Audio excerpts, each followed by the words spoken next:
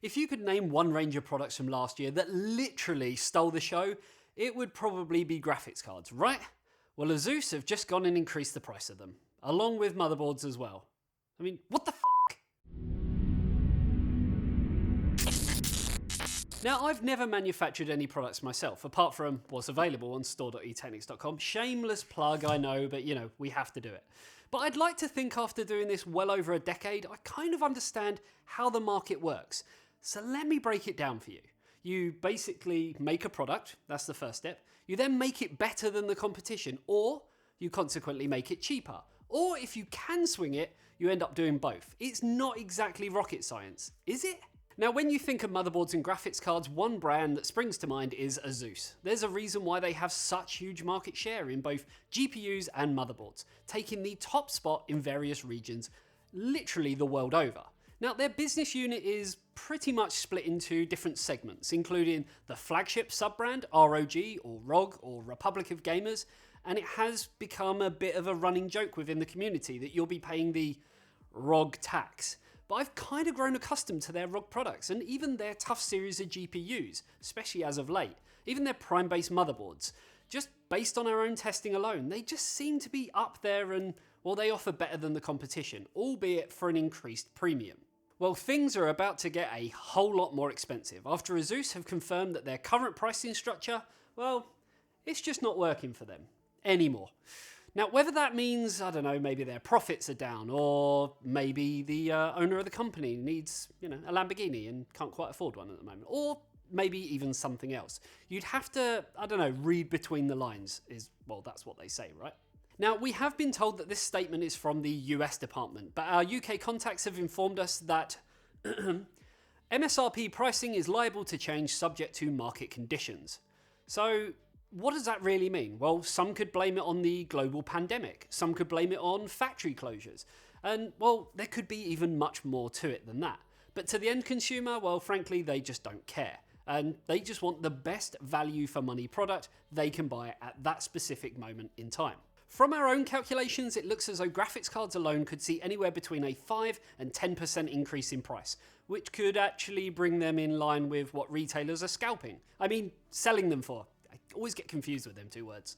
Unless they bump it up even more beyond that, which is probably what's going to happen with a lot of retailers. Now, there is another thing that we need to ask is, well, will other manufacturers follow suit? I guess only time will tell.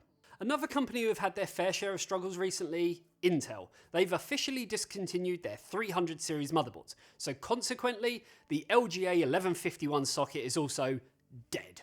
Long live LGA 1200, until Intel changed that again. At the back end of 2020, Intel discontinued the 9th generation processors. So I guess it was kind of inevitable that the supporting motherboards would also make a swift exit. The official stance is that production will shortly end, meaning there will still be stock in the channel for the, foreseeable future, but you'll slowly see that dwindle down into absolutely nothing. Also, with rumours of Intel potentially releasing new Z590 motherboards on the horizon, you do have to wonder, what's going to happen to Z490? More importantly, what was the point of it in the first place? People bought it with the hope of Rocket Lake and PCI Express Gen 4, and, well, that's not even happened yet. And I've not really heard anything about Rocket Lake coming out before Z590. But I guess it gave motherboard manufacturers a chance to implement these features and a few smaller features. But yeah, the lack of processors just really take that functionality and throw it out the window. I guess it's the whole chicken and the egg analogy. That's probably the best one to explain this. Finally, sticking with Intel, things over the last year have definitely heated up between them and their desktop CPU rival, AMD. With the release of updated Zen architecture year on year, bringing huge IPC improvements, blistering fast feature upgrades, and essentially keeping the socket the same, Intel, take note, it was really only a matter of time before they started taking more and more market share away from Intel. It's now got to a point where AMD has a stonking 49.9% market share compared to Intel's 50.1%. If this was a Brexit vote or the US elections, someone would be yelling from the distance, recount, recount. The last time AMD saw numbers like this were back in 2006.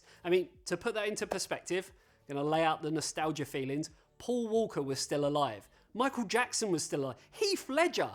Are you feeling old yet? What is interesting, however, is not how close the race is now at this kind of precise moment in time, but what's it going to become.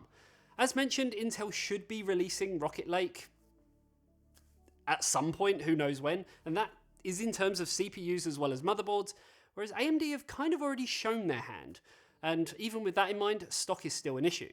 Whereas you do have to remember, Intel have their own fabrication plants across, well, the US, Ireland, Israel, and China, meaning they're not reliant of TSMC or Samsung, which is pretty much part of the main reasons behind stock shortages for both AMD and Nvidia products in the last few months.